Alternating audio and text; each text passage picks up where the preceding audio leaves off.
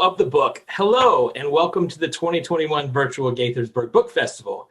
I'm Mayor and Festival Founder Judd Ashman, your host for this evening's presentation. Before we get started, a quick plug to support tonight's authors by purchasing their books, and not just from anywhere, but from our wonderful bookseller partners at Politics and Prose, one of America's premier independent bookstores. We have links to the books in the description, and I'll note that given all we've been through over the past year, it is so important to support local jobs and the local economy. More on that later. I also want to extend a big thank you to our 2021 featured sponsor, the David and Michael Blair Family Foundation, for their generous support. Now let's get started. Tonight we have two outstanding up-and-coming writers who use the genres and tools of literary fantasy, magical realism, and extraordinarily lyrical storytelling to not just tell their stories, but create a lens through which to see the world today. Morowa Yejide is the author of the just-released fantasy novel Creatures of Passage, which has earned big-time raves in comparison to some of literature's most revered and sacred texts. Author George Pelicano says, "It's in its luminous prose and its nods to mysticism and myth, the novel brings to mind the best of Toni Morrison. It's that good." Likewise, the New York Times Book Review said Creatures of Passage resists comparison. It's reminiscent of Beloved as well as the Odyssey, but perhaps its most apt progenitor is the genre of epic poems performed by the Djèlís of West Africa. All these otherwise clashing elements become in this cast a cohesive whole, telling us that this too is America. Ms. Yejide has been a finalist for the Penn Bellwether Prize and a 2015 NAACP Image Award. She's based in DC, and we are delighted to welcome her to GBF for the first time. And also a first-time guest for us is Fenderson Clark, better known as P. Djèlí Clark, author recipient of numerous industry awards and honors. His new book, A Master of Djinn, is so new, many of us on our team haven't read it yet, but our GBF team did read his 2020 novel, Ring Shout, and it was exceptional. I describe Ring Shout as an action-packed historical horror fantasy race mashup. It was so smart, imaginative, and exhilarating, it just blew us all away. Among the many honors it earned, Ring Shout was named a Best of 2020 pick for NPR, Library Journal, Book Riot, and the Washington Post, and was a New York Times editor's pick. Mr. Clark has set an absurdly high bar for the new book, A Master of Djinn, and we can't wait to hear all about it. Moderating the conversation tonight is one of my favorite people, Torie Clarke. Torie has had a remarkable career as a corporate and government communications leader. In fact, there was a period of time not all that long ago when if you happened to flip the channel over to C-SPAN, there was a pretty good chance you'd see Torie Clarke giving a Pentagon briefing. These days, she's focused on her terrific podcast, Chatter on Books, which if you don't already subscribe to it, you should. Just about every week, you'll join Torie and her friend, journalist David Aldridge, in friendly banter and discussions with some terrific authors. As I turn it over to the panel, the only regret I have is that we're not doing this in person. Hopefully this is our last pandemic forever, and we get a chance to host all of you on site in the near future. But for now, big welcome to Morowa Yejide, P. Djèlí Clark, and Torie Clarke. And thanks to the Gaithersburg Book Festival for letting me be a part of this and spend some time today with these two terrific authors. It's an honor. And we should have just stopped with Judd's introduction because that was so fabulous. But Djèlí and Morowa, as we were talking before we started this taping, I've done and emceed so many events, panels, conferences, conventions, you name it. And I know audiences do not want to hear from the MC. They want to hear from the talent. And you two are these incredible talents today. So I'm going to say as little as possible, and we're going to talk as much as possible about you and your fabulous new books, A Master of Djinn and Creatures of Passage. I'm going to do a lot of things alphabetical today, just to be fair. And as Judd knows, and people who follow Chatter on Books know, I like to get into a little bit of the backstory of the authors before we talk about your great work. So let's start.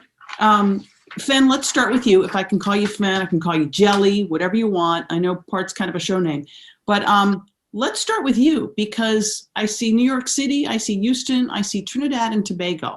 But tell us where you're from, where you grew up, what you really wanted to be when you were 5 years old. Oh, wow. So thank you for that introduction and those set of questions. Yeah, I was born in Queens, New York, but I spent the early formative years, like just really 5-6 years of my early life in my parents' homeland of Trinidad and Tobago. So lived there for my grandparents briefly. Then I came back to the United States and I lived in New York again. And then we moved to Texas.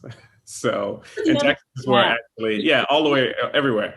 And so Texas is actually where I spent the majority of my life really until I moved back up to the Eastern Seaboard. And now I'm in New England after a short stint again in Brooklyn and then Washington, D.C. So I've traveled a bit, but stayed somewhat in some of the same places. What did I want to be when I was 5 years old? An astronaut. That is often what we hear. I was fascinated by space and fascinated by all things space. And so I want to be a little astronaut. Are you following the whole Mars thing? I am following the Mars thing. Yes, I'm following the first flight on Mars and rovers, and I still have that fascination. My father, in fact, is an astronomy junkie, and so he watches documentaries on them. He watches all this stuff, so he keeps me apprised of what's happening. Where were you in the big debate of Pluto, planet or not? I don't want to cause any problem with Neil deGrasse Tyson here, so I'm going to go with I want it to be a planet. I grew up with it as a planet, and so for it to not be a planet was a problem for me. So I'm glad that it's back, at least for most, but being a planet again. All right. Morowa, Washington, D.C. native, is that right? Yes, it is. For 40 years, so I pretend I'm a native, but really born and raised in D.C.? I was born here and I spent my summers here. Wow. Okay. My family came to the Southeast Anacostia area around 1917, 1910. Wow. And so, it's the base of where everyone is, all my aunties, my grandma. So, between my dad was is an educator. He just retired for many, many years. But then when he got a position at Rutgers, we moved to New Jersey. Uh-huh. So a lot of my years were spent between New Jersey and DC. And then I went to college in Michigan because I wanted to go on foreign study to Japan, and they had just gotten a big grant that year. So I went there. And then in between, I did independent study before I graduated. That was in DC, internships. It was easy because I could just stay at my aunt's house or my grandma's house like I always did. And, met my husband in 1991, I think it was, 1991, at a bookstore in Anacostia. So, figure. And is it still there? And we'll send them a note and thank them. It was Pyramid Books. It's no longer there. And ironically, I had my Creatures of Passage book launch at Mahogany Books, which is the same street, Good Hope Road, as Pyramid Books was, where kind of my adult life began. So. Okay, wait, we could do the whole show. Judd's head is exploding right now when he sees Torie Clarke doing things like this. And Djèlí, I promise we're going to spend lots of time. No, I'm smiling because my wife, who is in the other room, who is from the DMV, she's going, "Oh no!" every time she hears it on the. That's all right. Oh no! So that's what. Okay, give us the scene in the bookstore. Did you bump into him? What book were you looking at? What book was he looking at? He was working there. I walked in and I was looking at the literary fiction, which was always my love. I was looking at the typical books there, Toni Morrison's books. There was James Baldwin. There was a whole wall of books. And I was looking at, and he came over and he said, "Can I help you with anything?" And the rest is pretty much history. Oh, fabulous. Fabulous. That's a movie. And it is, right? It is. My husband and I met each other we were seated next to each other on a plane, and we so instantly disliked one another, he had his seat moved. That's hilarious. You never know. That's a rom-com. Fabulous books. And Djèlí, I'm going to start with you, and I want you to talk about this book and how wonderful it is. I'm going to read something from the back, and this is kind of an introduction, and then you tell us this book, Master of Djinn, is the third in a series almost. I'm going to use all the wrong words, so correct me, but you did 2 novellas for this.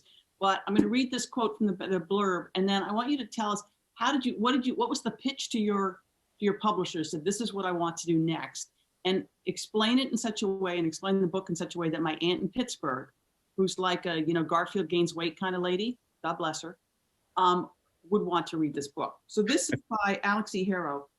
A Master of Djinn has everything you might expect from Clark. That's you. Cinematic action, a radical reimagining of real history, and magic on every page. I loved it, as did I. But what was the pitch to the publisher, and what's the pitch to my aunt? Oh man, you're putting me on the spot here.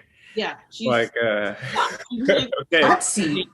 No, so the pitch really was that I'd done a novelette, a short story called The Dead Djinn in Cairo, which is this alternate world, 1912 Cairo, where there is magic as well as steampunk. And the main character is a young detective by name is Fatma, who likes to dress in suits. She's a bit of a dandy with a bowler and a cane. And she solves these mysteries in this world, these mysteries between the magical and the mundane. And that was my first short story in this world. And I wrote a novella by the name of The Haunting of Tramcar 015, where I returned to this world and I expanded on it. And Fatma, however, is not the main character there. She makes a cameo at the end, but it involves 2 other characters who work for the Egyptian Ministry of Alchemy, Magic, and Supernatural Entities, of course. And so it was about 2 other characters, and she's, of course, was an agent with this organization. And so the novel really was my return to this world, expanding it, and returning also to Fatma, right? Making her the central character who we see there on the front cover in a small silhouette. And it is about this interestingly magical, otherworldly version of Cairo, and otherworldly version of our own world, based on things that have happened and things that have never happened and things that could have been. Mm-hmm. So, I think anyone who likes a bit of a detective, a bit of detective mystery, a bit of Sherlock Holmes, mm-hmm. and likes a little bit of steampunk, and of course, wonderful magic running all through it, would like this novel. Yeah, I was thinking about how I would pitch it to my aunt in Pittsburgh, and it's like Harry Potter, Sherlock Holmes, and then I'm trying to think of some great feminist character that I would wrap up in it as well. But she would want to. Right. Okay, Morowa, you're up next with my aunt in Pittsburgh. Tell us about your wonderful book, Creatures of Passage. Again, anybody from the DMV, and I just love the fact, anyone who's lived here for a while, it's been, I think in the last 5 years, we came up with this term DMV. Yeah, I mean, it's old. Well, it's Washington, D.C. desperately trying to be cool. But anybody from the DMV, this book is just spectacular. You're here, taxi driver in Anacostia, haunted, these great characters. But give us the pitch. What did you say to your publisher? Well, I mean, I thought it was important to give an alternate view of Washington because since it's the nation's capital, we usually get a very monolithic view. Mm-hmm. And Washington is filled with people who live their everyday lives, often under extraordinary circumstances. So Creatures of Passage is an alternate view of DC. It's an unseen, it's a vision of an unseen part of DC. It's also a meditation on the history of Washington and what makes Washington what it is, the character of the region itself.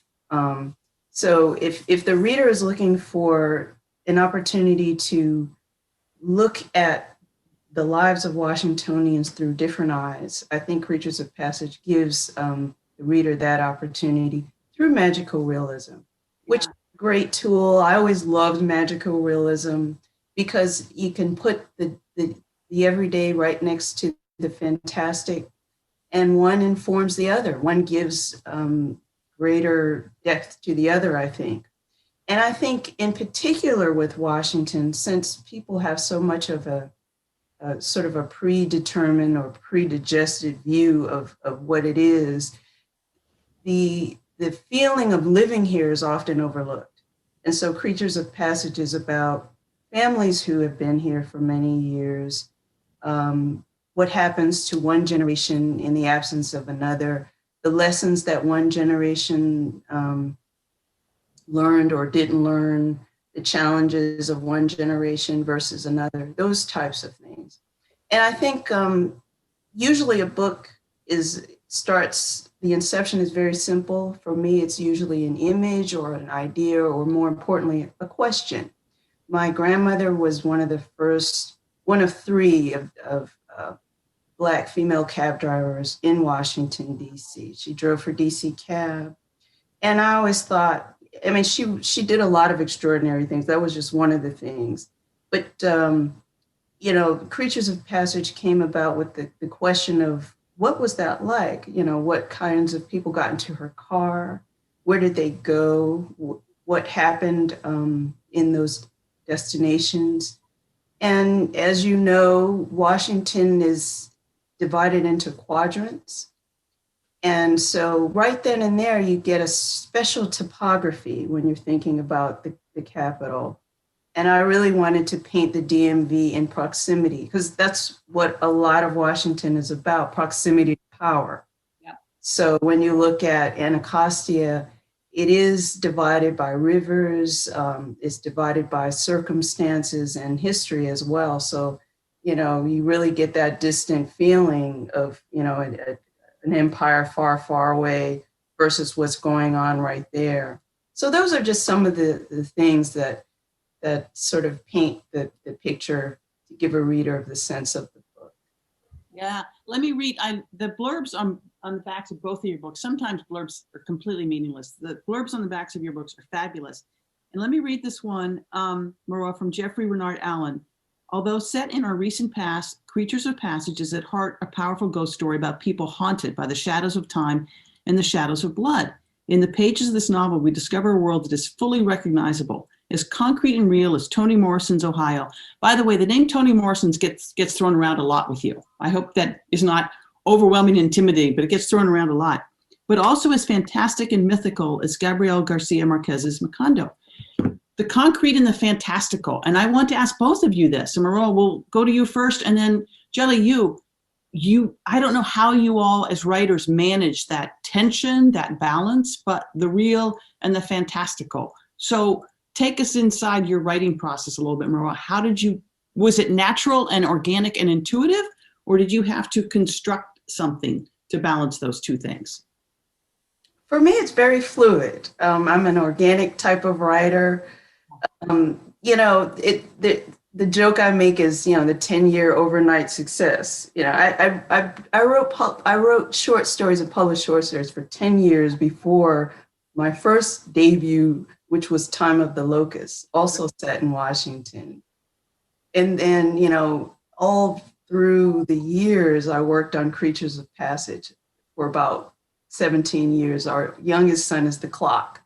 So I started when he was like 4 weeks old, and I finished when he was 17. It's like the cicadas every 17 years. Yeah. All right. Which was a theme in Time of the Locust. But no, I mean, I don't have an outline. I start with concepts and images. So the concept is what draws the story in my mind. And then I build the world out from there. I think it's fun to mix the two, the magic and the real. I think people's imagination does that anyway. I mean, we have the everyday boring things we have to deal with, and then we have dreams and hopes, and those are the magical things. And so I kind of mix it together as a painting. My mother was a painter, so I kind of have a painting process, you know, a little shadow here, more light there, more blue here, more red here. You know, those are kinds of, that's the kind of toolkit I use. The world is my toolkit is how I look at it. So it all goes in the mix. That's great. Djèlí, what about you? fluid, organic, or more of a process of balancing real and fantastical? Real and yeah, I think so. I'll say mine comes from my own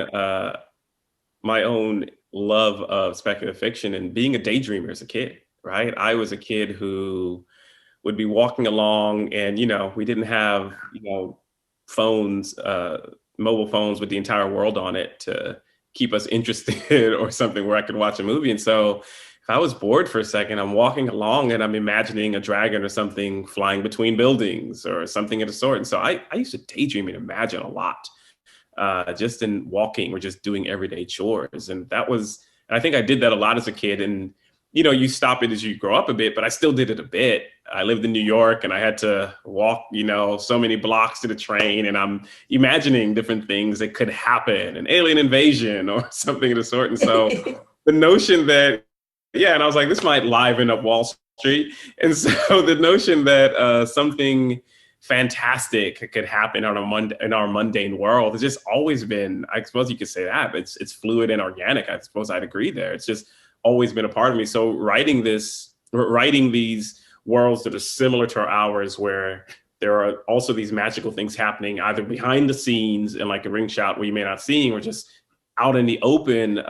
I think that's just part of how I think of the mundane world, because face it, our mundane world can at times be absurd. And so, it's like, if you think of the absurdities that happen already in our world, throwing in a bit of the magical, a bit of the fantastic isn't too far-fetched. I don't think it's something that people would not, if it happened, somebody saw a werewolf on TV today, would they be like, okay. Yeah, sure. Yeah, why not? Let's add werewolves. I was on TikTok last week. Whenever I think I've discovered something, I'll say something to one of our kids. We got 20-something kids who were pretty thrilled to spending most of the pandemic with their parents.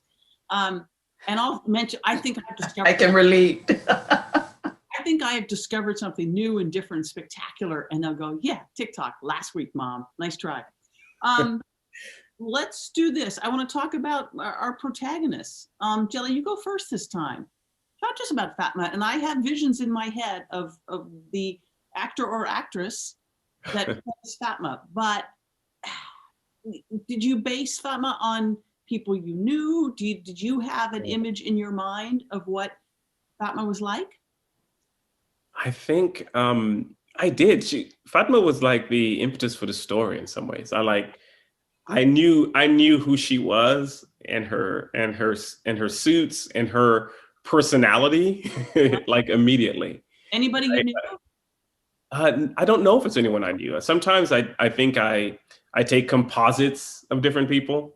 I certainly did that with Ring Shout. It was a lot easier, right? They certainly came from friends and family members that I knew, and I made composites of my main characters. I took their names, incidentally, from Toni Morrison novels. So there's a little something. I took all their names from that. Toni Morrison's estate. Right. And so, yeah, I think, so I knew the character right away, but really the story itself, the idea of it was, I wanted to tell like an anti-colonial tale. I was at the time working on I'm an academic historian, so I was working on my PhD at the time, and I was doing a lot of adjuncting. I was teaching a lot of world history classes, and I was teaching so you teach a lot of anti-colonialism and post-colonialism. And I was also had read a bunch of Edward Said while I was in grad school, and I was having my students watch Pontecorvo's The Battle of Algiers. And there were these ways where I was trying to think of our world and think of an alternate to our world, an alternate to colonialism. And I was like, colonialism and the Industrial Revolution are tied. What could be like the great equalizer? And I was like, oh, magic. That would be interesting. And so I was looking for a way to tell of this alternate happening of the world. And that's how A Dead Djinn in Cairo came about in many ways. Tell an anti-colonial story and yet make it fun, make it interesting, right? So it doesn't harp on the battle against colonialism in an anti-colonial sense, but it's almost post-colonial in some way, right? Because here is a world that has occurred because it has thwarted colonialism's attempt, right? This Egypt has actually defeated the British attempts to colonize them. And as we see in the book, not to give away too much, these kinds of things are playing out in other parts of the world. And so Fatma came about through my wanting to tell this story in this anti-colonial world through a character like this that would have existed and grown up in this world, and trying to imagine what this radical character in many ways would be like.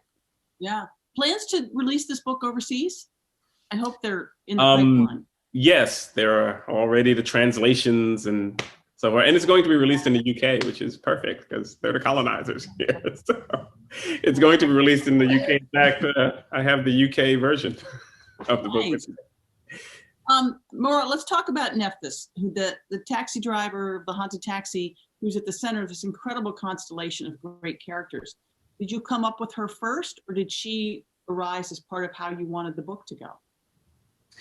I actually came up with some of the older, the older characters in earlier versions of the book were the daughter, Amber. Right. Amber, the Death Seer. She was one of the early characters. Find Out, who is the tracker of all lost things. He was an early character. So Nephthys came about in proximity to the daughter. I was like, so let's look at her family dynamics, her family relationship. And I agree wholeheartedly. Many of the characters are composites of many people that I've, my aunties, uncles. The men in the story are very much a construct of the many men that I know and have admired and have hoped for better outcomes. Many men who have triumphed over some pretty terrific challenges. So you have Vet in the story, the Vietnam vet. His character is very much a composite of my uncle, who was a Vietnam vet, and also my grandfather, who was a World War II vet, where they came back as different people. The wars changed them irreparably. And then they came back to fight yet another war, the war of racism in the United States. So in many ways, all of the characters in that constellation, Rosetta, she's a compilation of many young ladies who have gone through tremendous trauma. And so, but I just wanted to back up a little bit. I know I've noticed, of course, that there are quite a few mentionings of Toni Morrison. Of course, she is one of the giants and heroes. And I don't know, what to say or do with that other than to say that, if she were here, I know that she would want me to focus on keeping the bar of the art high and telling Black narratives, American narratives, and really do our stories justice. And that's what I was trying to do above all with Creatures of Passage, to give characters dimension. And magical realism was yet another layer of dimension. The Egyptology, which I drew from the Egyptian myths, that was yet another way to add dimension that I found largely absent in some stories that I've come across. And so I wanted to pay homage to the complexity of the people who live in Washington and the complexity of Washington itself.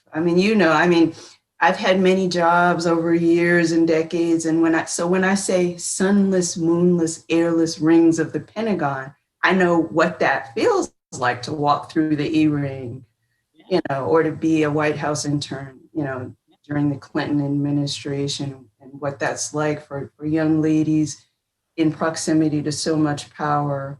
So those are the types of things that informed building out Creatures of Passage. Yeah, wonderful. Okay, I could go on for hours here, but I can't. But I want you both to read a little bit from your books. Djèlí, you're going to go first, and then Morowa, you're going to ask a follow-up question. And then when Morowa's reading her passage, Djèlí, you're going to ask the follow-up question. Oh, okay. All right, homework. So I have not yet read from this book. This is my first reading, and so I haven't even done that thing where I select the perfect passage and time it. So I'm going to put on a timer for myself. Every page will be fabulous. And I'm just I just opened up and I'm on chapter 7. So everyone just has to fall into the story how they fall into the story. So here we go. Okay. I like that. It was 10:30 when Fatma arrived at Muhammad Ali Street. Snatches of music filled Cairo's liveliest hub as patrons dipped into establishments with glaring signage. The electric oud blinked in green alchemical bulbs while a red silhouette of a cabaret dancer flashed above another, a welcome reprieve after today. They'd spent hours searching through files on Lord Worthington, his business, personnel, financial transactions. The Worthington Company had built itself through trade and construction contracts, because even in a world of magic and djinn, you needed mundane things like investors and capital. And when rich people were killed, it almost invariably led back to their wealth. But they'd come up empty. By evening, she called it a day and sent Hadia home. Not much to do but wait and see what Asim's people turned up Monday. The whole thing left her frustrated and even more eager for tonight. She turned off the main boulevard onto one of the area's back streets, not as numerous as the Khan, but easy enough to get lost in. At a barely lit square, she walked beneath an archway and down some steps to an almost hidden door. Using her cane, she rapped a pattern: 3 quick, 2 slow, 3 quick. Up top, a slot opened, showing 2 eyes with shifting purple irises. You lost? Looking for some jasmine tea, she answered. How much sugar? Just a touch. The slot slammed shut and the door was opened by a heavily muscled djinn wearing a black tailcoat. He flourished an arm, those purple irises glinting. Welcome to the Jasmine. Fatma walked inside, a cacophony of music and carousing watching over her like a small storm. The Jasmine wasn't listed in the directory. Outside, no one ever said its name. They just called it the Spot.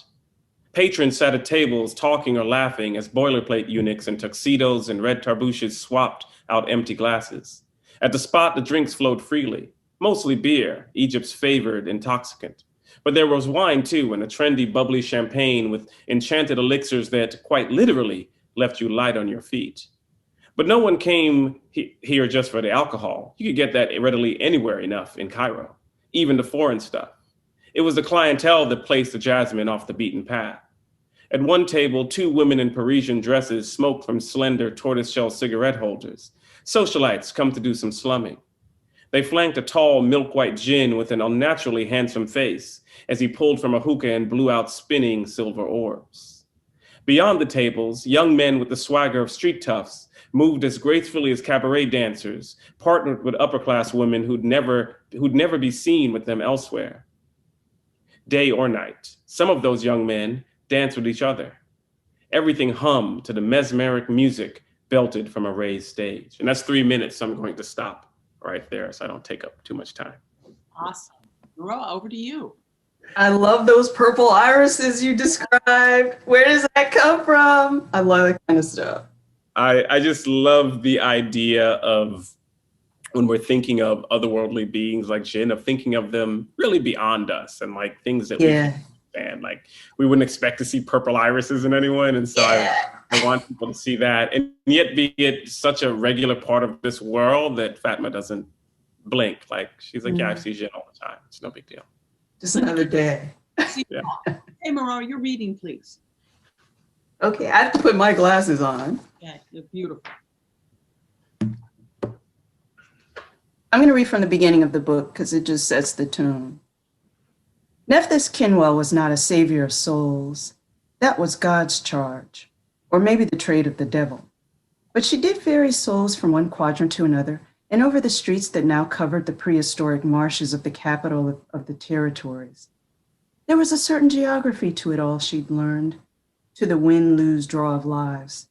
For Nephthys Kinwell knew, as all wandering hearts do, that it was not enough to know where things happened in the lines and circles of human lives, but why, since the reasons for happenings were buried much deeper than the happenings themselves.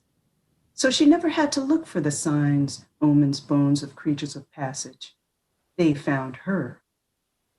The kingdoms of the land that together made the United Territories had just turned 200 years old the summer before, a fledgling in the long line of empires risen and fallen.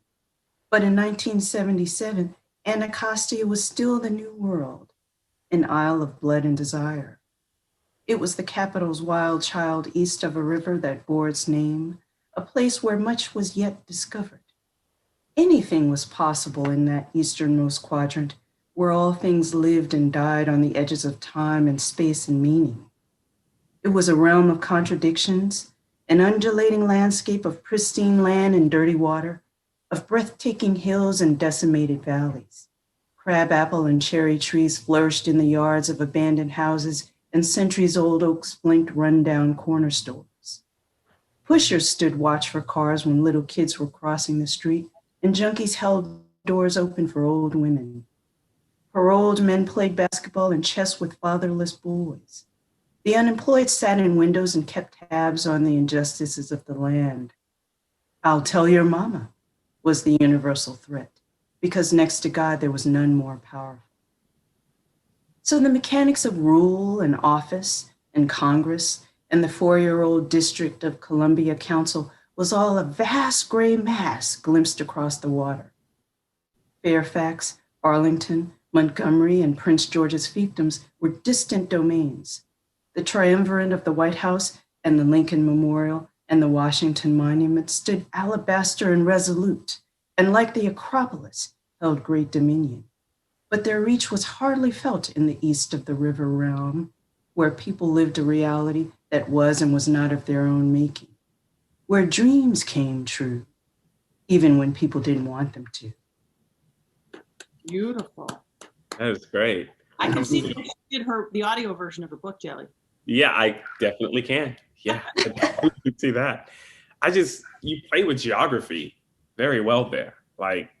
And I know you're familiar with the region, but still, even a region I'm familiar with, I recognize the spaces. So in my head, I'm creating a map. Were you doing that when you're doing that? Did you have like a map out, or were you just flowing with your own understanding of where everything was located? Yeah, it's like a map in my head that I can see. We put a map in the beginning of the book just to give readers, it has the imagined places and the real places in the book, a mixture of both to kind of see, to give the reader a sense. So you have the actual Potomac River and the Anacostia River, and then you have Kingdom of Maryland, Kingdom of Virginia.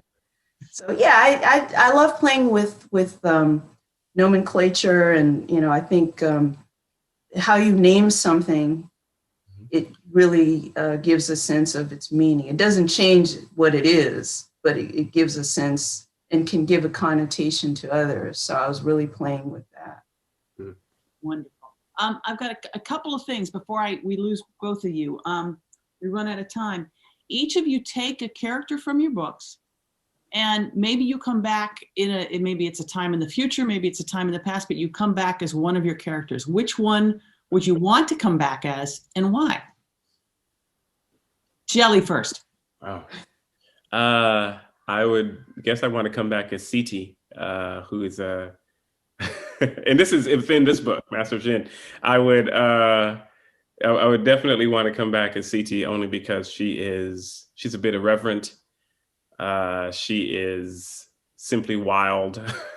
she's probably just a fun character to write. I like characters that upset the regular balance of the book, and so yeah, she would have to be it. Excellent choice. Morowa? That's a toughie. I guess I would pick Osiris, he was murdered in the story, but he comes back as a ghost. But his trajectory is more about what happens. He continues on his journey as a ghost. So after things are, after his time in Anacostia, he then goes on. So I always wondered, as we all do, I'm sure, what's next. Yeah. Can I ask you about the title of your book, Creatures of Passage, and the significance of the word passage? I read, and I don't know if this is true or not, is that you were thinking of two passages, actually. The middle passage, and is that right? It comes from the formation of birds, bird formations. That it was one of the inspirations, and the other was just the idea of passages through planes of existence. So that's why the book is divided in 5 passages, 5 different ways that creatures of passage die. But I suppose subconsciously middle passage, because there is a section in the book where we do get to meet some of those lost ancestors at the bottom of the ocean. So I think it's just another example of the layering and the play of words in people's minds. Yeah. Including my own. So fabulous with both your books. There are so many, to your point, Morowa, about, Toni Morrison and paying homage to the complexity of characters. There are so many different layers from which you can engage with these books and the characters and the times. And I've read them both once, and now I want to read them again because I go, okay, I want to see it from that other perspective. And I'm not articulating it the way I want to, but in my head, I have this brilliant thought about the beautiful complexity and layers and interweaving threads of these books. And they're just fabulous. Let me get you both out with this. We're doing this via Zoom. God bless the Gaithersburg Book Festival for pulling us together. We're doing it via Zoom. It'll be much better in person, but you can't get, we hope we're at the beginning of the end of the pandemic, but it's clearly had an impact on a lot of lives, a devastating impact on a lot of lives. And it's changed the way everybody has done things. So, Morowa, let's start with you. How has the pandemic affected your writing? And do you think it will affect your writing going forward, for better or for worse? I think it's had me focus on the little things. When so much is at stake and so much is threatened and there's so much fear, it really makes you look inward and turn to your family. My husband and our sons, we're closer now than we ever were. So that's a blessing I think a flower can be born out of anything. So I'm just going to try to carry on with that. Nice. Any concrete impact, to use a word we were using before, on your writing? I think it's given me just an affirmation of a wider scope that I was trying to use with Creatures of Passage. It's set in 1977, but there's many passages in the book that scopes out to our time. So we as readers and writers now know what ends up happening, but the characters don't know in that time. So I think I'll continue on meditating about time and how with the difference between permanence and what we have and what we lose. I think that'll continue to be strong themes in writing. I think very powerful themes coming out of the pandemic. Djèlí, what about you? Impact on you and how it might or might not affect your work, your writing going forward? I don't know what impact it'll have right now. I can't say that I do, because I've noticed that in my writing, if I sit back and I get the idea, it takes me a while to realize, oh, that was several years ago where this idea germinated, and this is where this came about. So I'm expecting something like this is going to impact my writing and what I create. But I don't know that I'm consciously thinking about it. But I'm certain that at some point in the near future, I'm going to come up with some kind of story, and I'll look back. And when people ask me on something like this, if I'm fortunate enough to be in a space where people want to know about the story or the book, I'll probably say, I think it began sometime during that pandemic year, sometime in the middle of social protests and everything else, because I don't think you can walk away from this period and not be impacted, even if you're not certain what that impact is yet. Yeah.